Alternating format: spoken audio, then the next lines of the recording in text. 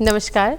जीवन शैली कार्यक्रम में आप सभी दर्शकों का हार्दिक स्वागत है। आपके साथ मैं हूं मोहिता कोटियाल बनादुली।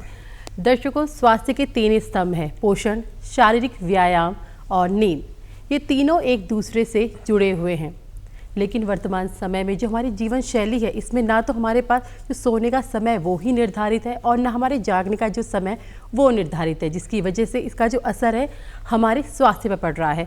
आज अगर हम देखते हैं तो आज हमने अपनी नींद को बिल्कुल नज़रअंदाज कर दिया है, जिसकी वजह से हमारे शारीरिक स्वास्थ्य और जो हमारा मानसिक स्वास्थ्य है उस पर असर इसका बहुत ज़्यादा पड़ रहा है और नकारात्मक असर जो हम कह सकते हैं वो इसमें ज़्यादा पड़ रहा है। तो नींद की क्या आवश्यकता है, नींद क्यों ज़रूरी है और वास्तविक समय में आज नींद की बात करना क्यों ज़रूरी हो गया, इस विषय पे बात करने के लिए हमारे साथ हमारे बेहद खास मेहमान यहाँ पर मौजूद है। लेकिन इनका परिचय कराऊँ उससे पहले मैं बता दूँ जो हमारा आज का विषय है वो है नींद का महत्व, चुनौतियाँ और समाधान। और इस विषय पे बात करने के लिए हमारे साथ यहाँ पर हमारे मेहमान मौजूद हैं। इनका परिचय मैं करा देती हूँ। हमारे साथ यहाँ पर डॉक्टर पवन शर्मा जी मौजूद हैं जो एक मनोवैज्ञानिक है। सर, बहुत बहुत स्वागत है आपका। धन्यवाद। तो दर्शकों, नींद जिसको हम नज़रअंदाज कर चुके हैं, हम कभी सोचते भी नहीं है कि हमें नींद के बारे में बात करनी है या इसका ध्यान भी रखना है। अपनी दिनचर्या में हमने शामिल तो किया है, लेकिन इस पर चर्चा हम नहीं करते हैं। तो इसी विषय में चर्चा आज हम यहाँ पे शुरू करते हैं। तो डॉक्टर साहब, जैसे मैंने कहा है कि नींद को हमने नज़रअंदाज यहाँ पे कर दिया, हम चर्चा भी नहीं करते। आज अगर हम नींद के विषय में आज बात करने के यहाँ पे उपस्थित हुए हैं, तो आपको क्या लगता है कि क्यों हम आज यहाँ पर नींद के विषय में बात करना आवश्यक हो गया है? बिल्कुल, आपको मैं बताना चाहूँगा कि नींद हमें प्रकृति के द्वारा दिया गया एक बहुत बड़ा वरदान है और ये बिल्कुल हमारे लिए खान पान, एक्सरसाइज, कसरत, व्यायाम के बराबर का ही एक पैरामीटर है जो कि हमारे लिए इतना बहुमूल्य है। आप शरीर की, मानसिक और बहुत सारी चीज़ों का यानी जीवन का अपना पैमाना ही बदल सकते हैं अगर आपने नींद के साथ सही संतुलन रखा हो। तो आजकल यही बात है कि हम जो भी काम कर रहे हैं वो हम सिर्फ नींद को कॉम्प्रोमाइज़ करके कर रहे हैं। बाकी सारी चीज़ें हम हासिल कर रहे हैं, लेकिन उसकी कीमत अगर हम दे रहे हैं तो वो हमारी नींद से है। तो आज ये ज़रूरी हो गया है कि नींद को हम देखें, क्योंकि आज हमारा समाज एक ग्लोबल स्लीप एपिडेमिक की तरफ जा रहा है, क्योंकि एक महामारी की तरफ जा रहा है वो।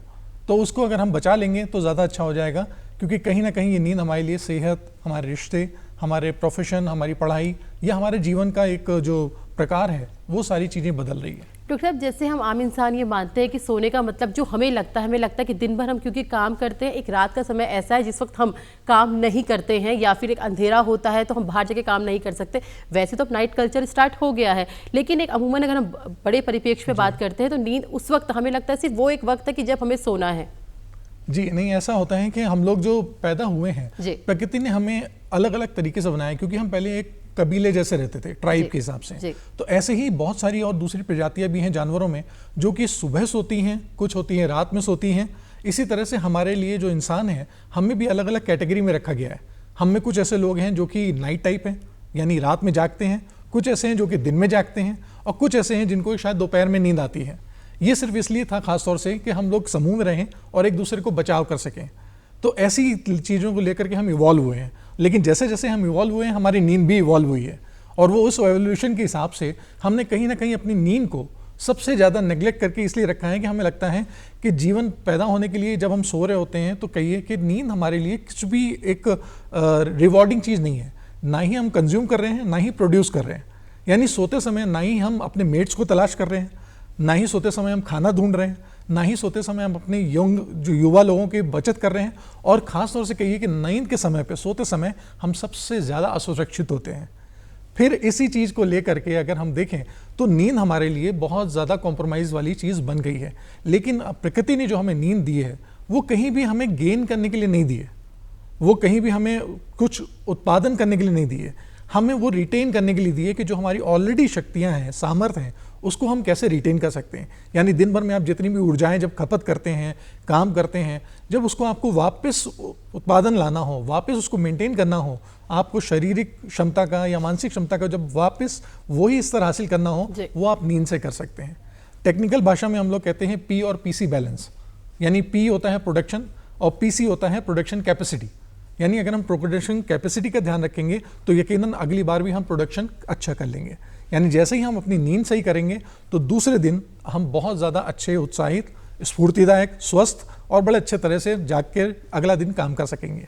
डॉक्टर साहब, अगर हम बात करें तो वर्तमान समय में हम देखते हैं कि हमारे क्या लगता है कि जैसे हम बिस्तर में गए, अपने कमरे में गए, अपने कंफर्ट जोन में, अपने बिस्तर में गए, क्या सिर्फ लेट जाना नींद है, क्योंकि अक्सर ये बात करते हुए लोगों को सुना जाता है कि मैं बिस्तर में तो था पर मुझे नींद नहीं आई, मैं रात भर करवट बदलता रहा। बिल्कुल, इसके बहुत सारे कारण होते हैं। देखिए, जो हमारे दिमाग में है उसमें एडेनोसिन का नाम का एक केमिकल आता है जो कि नींद के लिए काम करता है।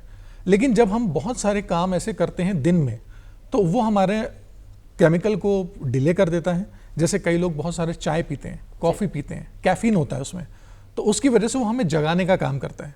इसी तरह से हम बहुत समय रात को सोने से जाने पहले समय टीवी देख रहे होते हैं या मोबाइल पे लगे होते हैं, या कई बार ऐसा होता है कि आजकल आपने देखा होगा लोग रात के 9 या 10 बजे तक खाना खा रहे हैं जी। तो वो पाचन करने के लिए और उस चीज़ों को एडजस्ट करने के लिए या दिमाग को शांत होने के लिए एक टाइम का गैप चाहिए होता है, वो नहीं मिल पाता है। आमतौर पे आप देखते हैं कि लोग बिस्तर पे बैठे बैठे लेते हुए भी वो मोबाइल चला रहे हैं, तो यानी मोबाइल एक अटेंशन सीकिंग डिवाइस है, वो हर समय आपका ध्यान आकर्षित करती है और उसकी जो ब्लू रेज है, नीली किरण है, वो आपको दिमाग को ये महसूस कराती है कि अभी दिन है, तो दिन की वजह से आपका दिमाग अलर्ट रहता है। तो जब आप उसको रखते हैं और तुरंत सोना चाहते हैं तो ऐसा नहीं हो पाता है, क्योंकि आपका दिमाग उस वक्त सारी हरकतों पे काम कर रहा होता है। उसके लिए आपको चाहिए कि कम से कम आधा घंटा आप इन सारी डिवाइसेस, इन सारी चीज कामों से विरक्त होकर बैठें, तो आप देखेंगे आपके लिए शांति आसान हो जाएगी। और फिर कुछ लोगों के पास अनसुलझे काम होते हैं जो सोचते हैं कि कल क्या करेंगे, कल क्या करेंगे, कल क्या करेंगे, तो उसमें हमारा दिमाग हर समय अलर्ट मोड में रहता है। दिमाग को ये चाहिए कि आज के सारे काम हो गए हैं, अब बाकी काम कल करेंगे। तो ऐसे में क्या होता है कि उनको सोना नहीं आता, नींद नहीं आती, लेटे ज़रूर होते हैं। तो इसी तरह से आप कह लीजिए उनको इंसोम्निया जैसी बीमारी भी आ जाती है, जो कहते हैं कि हमारे साथ बहुत दिक्कत हो रही है। फिर माइग्रेन जैसी चीज़ें आती हैं, फिर और ऐसे कुछ उनके विकार हो जाते हैं, जैसे डाइजेशन उनका खराब होता है तो एसिडिटी बढ़ जाती है, ब्लड प्रेशर बढ़ जाता है। तो ये सारी चीज़ें नींद से कनेक्टेड हैं। अगर हम नींद का संतुलन करेंगे तो वो सब हम आसान हो जाएगा। डॉक्टर, जैसे हम अपनी दिनचर्या बनाते हैं, हम एक टाइम टेबल बनाते हैं कि इस वक्त हमें खाना है, इस वक्त हमें काम करना है, तो क्या हमको सोने का भी अपना टाइम टेबल होना चाहिए? क्या सोने से पहले की हमारी नियत दिनचर्या होनी चाहिए? आपने ये बहुत अच्छी बात बोली है। देखिए, सोने के लिए आपको कम से कम 7 या 8 ऐसे पैरामीटर होते हैं जिनको बहुत ध्यान देना पड़ता है। एक पहला होता है टाइमिंग का, कि आप निश्चित करें कि आप बेड पर सोने जाएंगे तो एक निश्चित समय पर ही जाएंगे। और उसके बाद होता है दूसरा टेम्परेचर। आप जब सोने जाएं तो सोते समय जो हमारा बेडरूम का टेम्परेचर है वो लगभग 18 से 19 डिग्री के आसपास होना चाहिए, प्लस अंधेरा होना चाहिए, क्योंकि वो हमारे साथ इवोल्यूशन के समय हुआ है कि जो हम पैदा हुए हैं, हम जब गुफाओं में रहते थे, खुले में रहते थे, तो हम गुफा में रहते थे और ठंडी जगह रहते थे, वहाँ से हमने ये सब चीज़ें सीख ली हैं। तो आज अगर हमें सोना है तो सुनिश्चित करनी पड़ेगा कि हमारे पास अंधेरा हो, टाइम सेम हो, बेड अच्छा हो, और उसके साथ साथ जब भी हम कुछ सोने जा रहे हो तो डिवाइसेस ना हो जिस पे हम काम कर रहे हो, थोड़ा सा मेडिटेशन पे काम करें तो ज़्यादा अच्छा है। और एटलीस्ट हमने कॉफ़ी या अल्कोहल एटलीस्ट 2-2.5 घंटे पहले ना लिया हो, तो उसके वजह से भी आसान होगा। और इसी तरह से अगर आप देखेंगे कि जब हम सोने जा रहे हों तो खाना आपने पहले खा लिया हो, और अच्छा है कि जब आप सोने जाएं तो फिर आप मेडिटेशन थोड़ा सा कर लें या माइंड वॉक कर लें। यानी हो सकता है आप चलना नहीं चाह रहे हैं तो आप मन से सब सोच लें और मैं कहीं भ्रमण कर रहा हूँ, भ्रमण करके आएंगे तो आसान हो जाएगा। आजकल बहुत सारी डिवाइसेस भी आ गई हैं। आजकल एक स्लीप स्टोरीज के नाम से कॉन्सेप्ट भी आ गया है कि लोग सोते समय पॉडकास्ट सुन सकते हैं या स्लीप स्टोरीज सुनेंगे तो उनको नींद आ जाती है। डॉक्टर साहब, एक चीज़ देखी गई कि हमारा, जैसे मैंने बात करी कि सोने का समय नियत नहीं होता है, तो जैसे कुछ लोग होते हैं कि हमने बहुत ज़्यादा खा लिया तो अब मैं थक गए, क्या करूं, तो अब सो जाते हैं, या फिर हमें आज हमारा व्रत है, हम कुछ नहीं खा सकते तो हम सो जाते हैं। तो हमने जो अपना कॉन्सेप्ट बना लिया है कि सोने का हमारा कोई कारण नहीं है, हम उसको पैदा कर लेते कि हमें इस कारण अब हम सो जाते हैं, तो क्या ये हमारी दिनचर्या में सही है? नहीं, ये बहुत गलत है। देखिए, नींद का एक पैरामीटर होता है, एक समय होता है, और जब भी कभी आप उस पूरी बॉडी की केमिस्ट्री को बदलते हैं, डिस्टर्ब करते हैं, तो नो डाउट वो आपके लिए परेशानी करता है। जैसे कई लोग ऐसा हैं कि अगर दोपहर में नैप लेना चाहते हैं, सोना चाहते हैं, तो हम उनको सजेस्ट करते हैं आप 1 से 2 बजे तक सो जाइए, 1 से 2 बजे तक सो जाइए और कम से कम 2 घंटा सो जाइए। अगर इसके ऊपर हो जाए तो आप ना सो, क्योंकि वो नींद फिर आपके लिए कॉम्प्रोमाइज़ करेगी रात की। ये बिल्कुल इस तरह से हो जाएगा कि जैसे डिनर से पहले आप थोड़ा सा स्नैक्स खा लेंगे तो आपका एपेटाइट बढ़ जाएगा। तो इसी तरह से हमारा ब्रेन काम करता है। ब्रेन को सोने के लिए कुछ केमिकल इम्बैलेंस होते हैं, उन केमिकल को बैलेंस करना पड़ता है, तब आपके लिए वो नींद जागती है। तो वो जब नींद जागती है तब आपको बेड में रिलैक्स का काम करती है, और उस हिसाब से फिर आपकी नींद डिस्टर्ब होती है। क्योंकि बहुत सारे लोग करवट बदलते हैं तो उनको वो डीप नींद नहीं आती है, उनको वो स्टेजेस जो होती हैं नींद की वो पूरी नहीं होती हैं, तो जब वो उठते हैं तो उनको एज अ स्लीप हैंगओवर मिलता है। जी बिल्कुल। तो वो हैंगओवर उनके लिए इस तरह से हो जाता है जैसे कि उनके लिए उठे हैं लेकिन अभी भी आलसी हैं, अभी भी उनके सिर में कहीं दर्द हो रहा है या कहीं डिसीजन नहीं हो पा रहा। वो कहते हैं सो तो बहुत घंटे गए लेकिन अभी भी काम नहीं कर पाए, फ्रेशनेस नहीं आ पाती। जी बिल्कुल। तो इसलिए ज़रूरी है कि नींद के समय में आप एक निर्धारित समय रखें और उसको कभी भी किसी भी समय ना सोएं, तो आपके लिए ज़्यादा अच्छा होगा। डॉक्टर साहब, क्या जैसे हम कहते हैं कि थोड़ी एक टाइम के बाद सोना आवश्यक होता है, तो क्या जो दिन की नींद है क्या हमारे शरीर के लिए, कार्य क्षमता को बढ़ाने के लिए या स्फूर्ति के लिए आवश्यक है? हाँ, नहीं ऐसा नहीं है।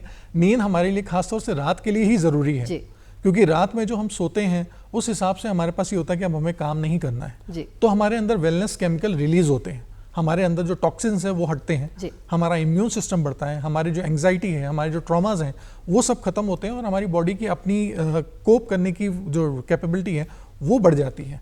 लेकिन दिन में जब हम सोते हैं तो वो सिर्फ एक पार्शली आराम करने के लिए करते हैं, लेकिन वो जो केमिकल प्रोसेस, जो एक प्रक्रिया है हमारी रासायनिक बायोलॉजिकली, वो सोने के दौरान ही होती है।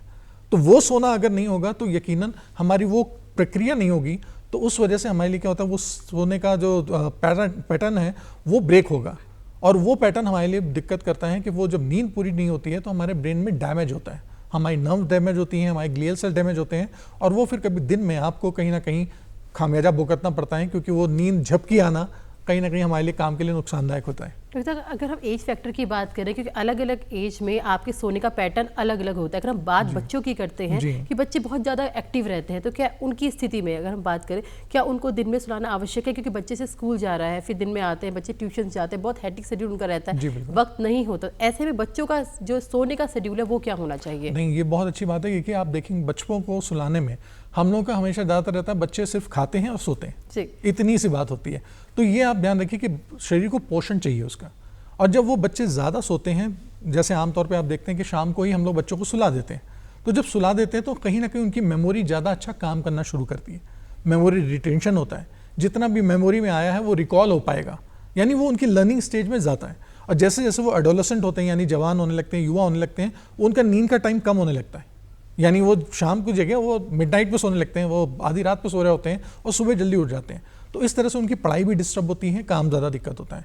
हाँ, दिन में सोना उन बच्चों के लिए ठीक है जब बहुत छोटे होते हैं, ताकि थकें और थकने के बाद वो सो जाएं। सोने से ये होता है कि उनका बॉडी भी ग्रोथ करती है, उनका माइंड ग्रोथ करता है। लेकिन जब आप बड़े होने लगते हैं तो आपको नींद के समय निर्धारित करने चाहिए, वो निर्धारित करने से आपके लिए ज़्यादा फायदा होगा, आपकी बॉडी एक साइकिल में आ जाएगी और वो पैरामीटर उस तरह से काम करेंगे अच्छे। डॉक्टर साहब, देखिए ये तो हम समझ पा रहे हैं कि कोई अगर हम नहीं ढंग की नींद नहीं ले रहे हैं तो हम परेशान हो रहे हैं, बिल्कुल। तो बेशक ये हमारी कार्य क्षमता को बहुत ज़्यादा प्रभावित करता होगा। जी, और बहुत सारी बीमारियां आ रही हैं। अगर आप हाई ब्लड प्रेशर देखेंगे, कार्डियोवैस्कुलर बीमारियां देखेंगे, डिप्रेशन है, एंग्जाइटी है, ब्लड प्रेशर है, इवन डायबिटीज, शुगर है, ये सारी चीज़ें हमारी नींद की वजह से होती हैं। क्योंकि जब हम सोते हैं तो आप शुरुआत के 10 से 15 मिनट कच्ची नींद में सोते हैं, उसके बाद आप डीप स्लीप में जाते हैं, वो टाइम होता है 30 से 40 मिनट का। उसके बाद होता है रैपिड आई मोमेंट, यानी ड्रीम स्टेट, ये होती है लगभग 90 मिनट की। ये 90 मिनट आपके जब डीप साइकिल में जाते हैं तब आपकी बॉडी में कुछ ऐसे हीलिंग केमिकल्स निकलते हैं जो आपको बहुत ज़्यादा एनर्जाइज करते हैं, और पूरी रात ये साइकिल ऊपर नीचे होता रहता है। लेकिन ये जो आपकी लाइट स्लीप है ये सिर्फ पहले में होगी और लाइट रात में होगी। इसलिए जब कभी अचानक किसी को आप जगा देते हैं सोते हुए, तो आप देखेंगे वो ऐसे शॉक में जगता है कि उसको लगता है क्या हो गया, यानी उस समय तक वो प्रोसेस कुछ और चल रहा होता है।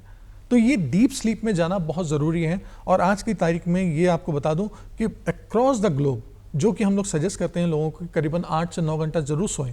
ये बहुत हमारे लिए एक बुरी खबर है कि लोगों की नींद का औसत सिर्फ 6 घंटे के आसपास रह गया है, क्योंकि आज जो 6 घंटे सो रहे हैं वो उस तरह की क्षतिपूर्ति हमारी नहीं कर पा रही है। और हमारी थैंक्स मॉडर्न सोसाइटी को कहेंगे कि कहा जाता है कि कम स्लीप यानी ज़्यादा प्रोडक्टिविटी, लेकिन ऐसा नहीं है, क्योंकि आप ज़्यादा गहरी स्लीप में सोएंगे तो आपकी प्रोडक्टिविटी बढ़ेगी। क्योंकि मैक्सिमम टाइम में प्रोफेशनल लोग क्या कर रहे हैं कि वो अपना टाइम ज़्यादा वेस्ट कर रहे हैं, लेकिन एफिशिएंसी नहीं आ रही है जी। आपको ये जान के बड़ी हैरानी होगी कि लोग जो बुरी नींद पे सो रहे हैं वो किसी भी कंट्री की 2% की जीडीपी को खराब कर सकते हैं, वो इतना नुकसान हो रहा है जी। सर, यहाँ पर एक चीज़ और है जो हम सुनते आते हैं, एक बहुत छोटा सा टर्म है कच्ची नींद और पक्की नींद। बिल्कुल, मैं इस टर्म्स के बारे में आपसे थोड़ा जानना चाहूँगी। देखिए, हमारी नींद जो होती है वो 4 स्टेजेस में होती है। 2 स्टेज होते हैं जिसको हम कच्ची नींद कहते हैं, और 2 स्टेज होते हैं जिनको हम पक्की नींद कहते हैं, यानी बहुत गहराई में। इसको टेक्निकल भाषा में हमारे यहाँ बोलते हैं रैपिड आई मूवमेंट स्लीप, यानी ड्रीम स्लीप। वो एक ऐसी स्लीप होती है कि जब आप देखेंगे कोई पर्सन बहुत गहरी नींद में सो रहा होगा और उसकी पलकों के अंदर से आंखें घूम रही होंगी, इसका मतलब वो सपने की स्टेट में है। और यही वो स्टेज होती है जो हमें हासिल करनी होती है नींद के हिसाब से। जो हमारे पास औसतन कभी जब हम सोने लगते हैं तो 40 से 60 मिनट के बाद आती है जी। और ऐसे में क्या होता है कि जब भी कभी हम किसी को सजेस्ट करते हैं कि कोई सो रहा हो तो प्लीज़ उसको आप अचानक से ना जगाएं, थोड़ा सा रुक के जगाएं। और जाने के लिए भी इतना समय चाहिए होता है। और कई लोग ऐसा होता है कि कच्ची नींद में बैठ जाते हैं, फिर कुछ और सोचने लगते हैं। उनको चाहिए कि थोड़ा सा टाइम ज़्यादा दें ताकि वो उस रैम स्लीप में जा सकें। जैसे ही वो रैम स्लीप में जाएंगे तो उनके लिए आसानी हो जाएगा। और ये रैम स्लीप ऐसी है कि जिनकी पूरी नहीं होती है, वो आपको ये भी जानकर के आश्चर्य होगा कि जो उनका वेट लॉस होता है या वेट डैमेज होता है वो मसल लॉस होता है 16% का, जो कि नहीं होना चाहिए। डॉक्टर साहब, यहाँ पे एक छोटी सी चीज़ और है। एक माँ होने के नाते मैं प्रश्न आपसे कर रही हूँ। अक्सर ये देखा गया कि छोटे बच्चे होते सो जाते हैं, आपने खाना नहीं खाया लेकिन आप सो गए, बहुत अच्छी नींद में है, लेकिन एक माँ का कंसर्न रहता है मेरे बच्चे ने खाना नहीं खाया, तो क्या सोते हुए बच्चे को उठाना चाहिए हमें खाना खाने के लिए? जी नहीं, बिल्कुल भी नहीं, क्योंकि जब वो सो रहे हैं तो इनका मतलब उनकी बायोकेमिस्ट्री उनको रेस्ट करने के लिए कह रही है और कहीं ना कहीं उनका एपेटाइट अभी फुल है जी। अगर उनको भूख लगी होगी तो वो ऑटोमेटिकली जग जाएंगे और जग करके वो आपको इशारा कर देंगे या रोएंगे या कुछ और बताएंगे कि मुझे खाना चाहिए, क्योंकि इस वक्त उसके पास खाना है और वो पाचन क्रिया करने के लिए ब्रेन उसको सुला देता है जी। क्योंकि उसकी एनर्जी किसी और खेल कूद में ना जाए, अब वो सारी एनर्जी उसके पचाने में जाएगी जी। तो बेस्ट है कि अगर बच्चा कभी सो रहा है तो सोने दीजिए और जब वो उठ जाए तब आप उसको धीरे से खाने की तरफ इंस्पायर करें।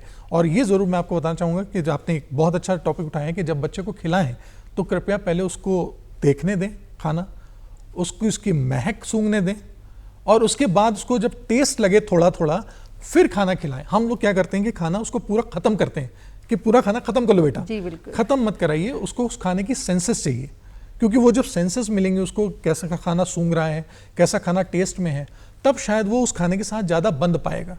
क्योंकि आजकल बच्चों के पास लार नहीं आती है जी, बिल्कुल। और लार आना जरूरी है क्योंकि लार जब आएगी तो वो खाने को पचाएगी। लेकिन आजकल के माँ बाप हम लोग क्या करते हैं कि सिर्फ खाना खत्म करवाते हैं तो उसका एपेटाइट नहीं आता।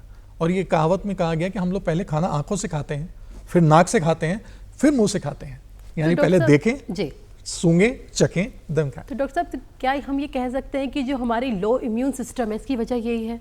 हाँ, क्योंकि इम्यून सिस्टम हमारे सेंसेस पे काम कर रहा है जी। और अभी तक जब तक हमारे पास सेंसेस नहीं होते हैं हमें ये नहीं पता होता कि हमारे शरीर के अंदर खाना क्या जा रहा है। आज की तारीख में अगर मैं आपके साथ ये भी कुछ लोगों को बता दूं, उनको ये नहीं पता होता कि उन्होंने शायद कल रात में खाना क्या खाया है। अगर आप पूछेंगे तो शायद नहीं बता सकेंगे, क्योंकि आजकल लोगों की आदत ये होगी कि या तो टीवी चल रहा होगा या मोबाइल चल रहा है और खाना वो खत्म कर रहे हैं जी। खा नहीं रहे हैं, खत्म कर रहे हैं। तो इसलिए जो उसके इंग्रेडिएंट हैं, जो गुडनेस है, वो न्यूट्रिशन हमारी बॉडी नहीं ले पाती है, वो सिर्फ उसको कंज्यूम करती है और कंज्यूम करके वापस वेस्ट में निकाल देती है। तो बेस्ट ये है कि पहले आप उसको नज़रों से देखें, खाएं, सूंघें। पुराने ज़माने में हमारे हाथ से खाया जाता था, वो इसीलिए ताकि हम खाने का टेक्सचर महसूस कर सकें, हमारे सेंसेस उसको ज़्यादा से ज़्यादा यूज़ करें। लेकिन हम सेंस नहीं कर रहे हैं आज की तारीख में, सिर्फ खत्म कर रहे हैं। डॉक्टर साहब, एक चीज़ और है, अक्सर हम कहते हैं, कुछ लोग कहते हैं हमारी जो नींद है वो पिन ड्रॉप साइलेंस जैसी है जी। अगर एक छोटी सी आवाज़ हमारी नींद टूट जाती तो वो कैसी नींद है?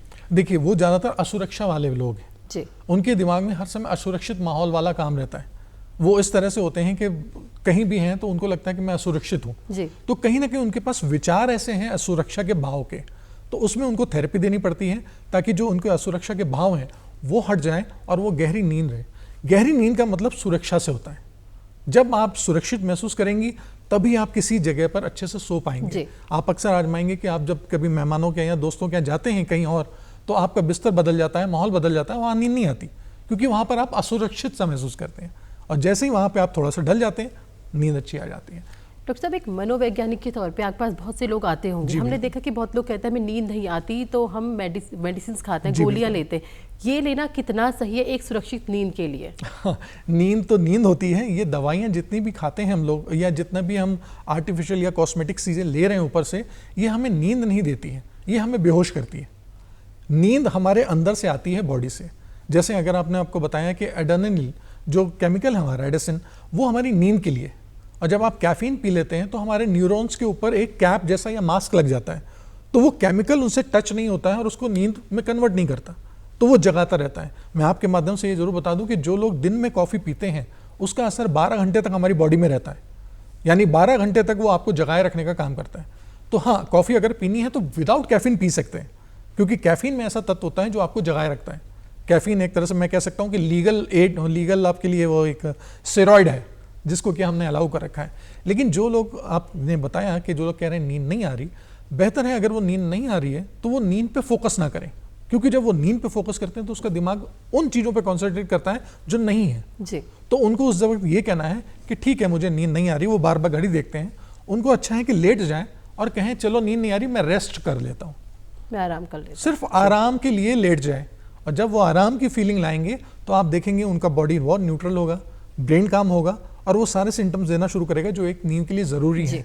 और आपके माध्यम से मैं ये भी बताना चाहूँगा कि आप कई लोग ऑफिस में बैठते हैं, कुर्सियों में बैठते हैं, काम करते हैं, बेड पे जाते हैं तो सोने के लिए जाते हैं, लेकिन आराम के लिए शायद बहुत कम लोग सोच करके बैठते हैं या आराम सोच करके बहुत कम लोग लेटते हैं।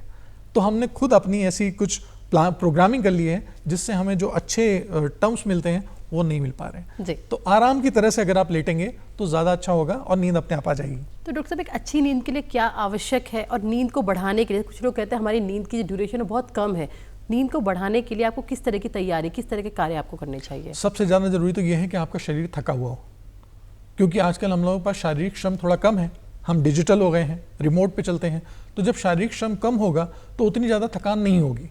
जब उतनी थकान नहीं होगी तो हमारा दिमाग भी अलर्ट मोड पे रहता है और काम करता रहता है, तो उसके लिए थकाना ज़रूरी है, शारीरिक श्रम जरूर कराएं।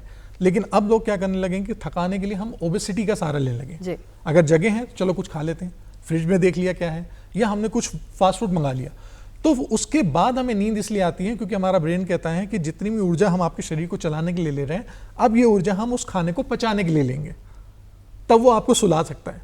तो लोग कई बार ओवर डाइट करके सो जाते हैं, तो ऐसा ना करें, आप अपना संतुलन बनाएं, अपनी जीवन शैली को ठीक करें, क्योंकि कहीं ना कहीं उस जीवन शैली में आपके शारीरिक श्रम कम हो रहे हैं या बौद्धिक श्रम कम हो रहा है, अगर वो बढ़ाएंगे तो अच्छी नींद आएगी। डॉक्टर साहब, हम लोग 21वीं सदी में आ चुके हैं, अब बहुत टेक्निकल ये ज़माना है, हम फेसबुक, मीडिया, ट्विटर इस पे बहुत ज़्यादा जाते हैं।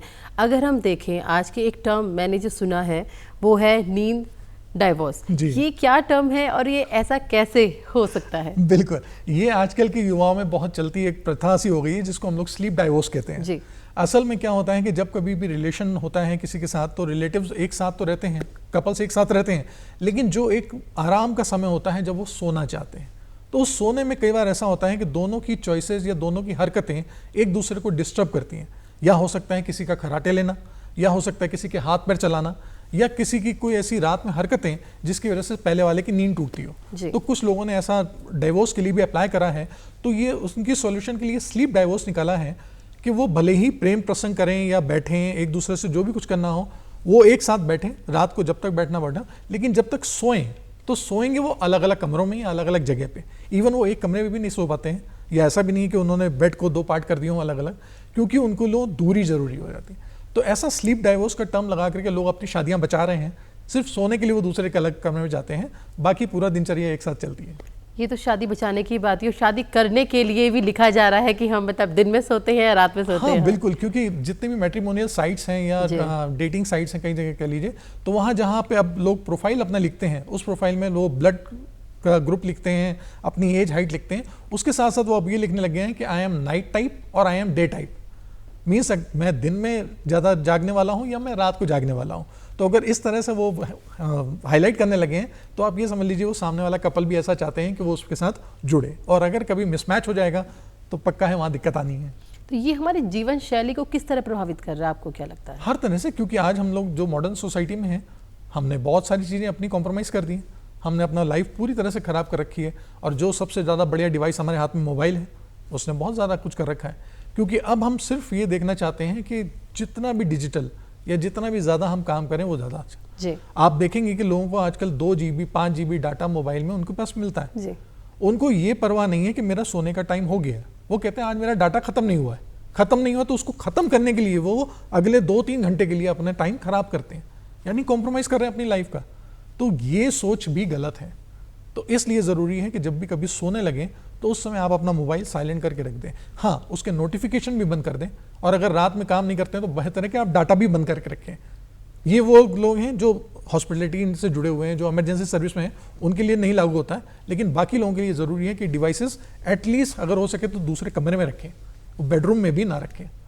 एज अ मनोवैज्ञानिक कुछ लोग आपके पास आते होंगे, बात करते होंगे हमें नींद नहीं आती, तो आप सबसे पहले उन्हें क्या सजेस्ट करते हैं या उनके मन को किस तरह पढ़ने की कोशिश आप करते हैं? देखिए, हम सबसे पहले उसकी दिनचर्या जानते हैं, और जितने भी लोग ये कहते हैं कि हम नींद की दवाइयाँ ले रहे हैं या गोलियाँ ले रहे हैं, ये इस तरह से हो जाता है कि आप घाव लगने पे काम नहीं कर रहे हैं, उसके ऊपर पट्टियाँ बांध रहे हैं जी। आप ये जानिए कि आपको घाव क्यों लग रहा है, आपको नींद क्यों नहीं आ रही है। तो जब हम इन बातों को पता करते हैं तो हमें कई बार लोगों को पता चलता है कि उनकी जीवनचर्या में कहाँ पर उन्होंने दिक्कतें कर रखी हैं या परेशानी कर रखी है। तो हम उनको एक सफल दिनचर्या या सधी हुई उनके हिसाब से एक दिनचर्या का टाइम टेबल बनाते हैं। उसके बाद वो देखते हैं कि उनको आसान मिल रहा है, तब वो रिवर्ट देखना शुरू करते हैं क्या है। मैं आपको बता दूं कि जब लोग बहुत ज़्यादा अपनी नींद पूरी कर लेते हैं, उनकी एफिशिएंसी बहुत बढ़ती है। और जो कि अभी आपने एक माता जी की बात करी, आपने अपने बच्चे की बात करी, तो महिलाओं को अगर उनके सोने के समय से 1 घंटा समय ज़्यादा दे दिया जाए तो वो उनकी करीबन 70% हेल्प ज़्यादा बढ़ा सकता है। क्योंकि आप देख रहे होंगे आज की तारीख में महिलाओं को बहुत सारी हेल्थ डेफिशिएंसी हो रही है। सिर्फ 1 घंटा अगर नींद उनको एक्स्ट्रा मिल जाए तो उनकी ये सारी हेल्थ ठीक हो सकती है। डॉक्टर साहब, जाते जाते आप हमारे दर्शकों को नींद के संबंध में क्या जानकारी यहाँ पर साझा करना चाहेंगे और कहना चाहेंगे कि किस तरह की नींद लेना उनके लिए आवश्यक है? जी, मैं आपके माध्यम से यही कहना चाहूँगा कि जो नींद है आपके पास, ये प्रकृति का अनमोल तोहफा है। इसको जानिए, ये आपके लिए बहुत बड़ी ताकत है जो आपकी सेहत, आपके काम, आपके प्रोफेशन, आपके स्वास्थ्य, आपकी लाइफ की एक स्टाइल को बनाती है और उसकी गुणवत्ता को बनाती है। अगर आप अपनी नींद के साथ कोई कॉम्प्रोमाइज़ नहीं करेंगे तो आपको जीवन में किसी भी चीज़ के साथ कॉम्प्रोमाइज़ नहीं करना पड़ेगा। और अगर आपको खुद कुछ चीज़ समझ में नहीं आ रही है तो ज़रूर किसी न किसी एक पेशेवर की मदद ले सकते हैं आप। डॉक्टर साहब, बहुत बहुत धन्यवाद। नींद से संबंधित जिसको हम नज़रअंदाज कर चुके हैं, जिस चीज़ को, उससे संबंधित इतनी महत्वपूर्ण जानकारी साझा करने के लिए हमारे दर्शक बहुत बहुत धन्यवाद आपका बहुत बहुत शुक्रिया। तो ये डॉक्टर पवन शर्मा जी हमारे साथ यहाँ पर मौजूद थे, मनोवैज्ञानिक, जिन्होंने बताया कि नींद कितनी आवश्यक है और एक बेहतर जीवन शैली के लिए, अपने आप को शारीरिक और मानसिक तौर पर स्वस्थ रखने के लिए एक बेहतर नींद कितनी आवश्यक है और नींद की दिनचर्या किस तरह की होनी चाहिए, इस सभी विषयों में आज हमने खुल के यहाँ पे बातचीत की है। उम्मीद करती हूँ कि आपको हमारा आज का कार्यक्रम पसंद आया होगा। नमस्कार।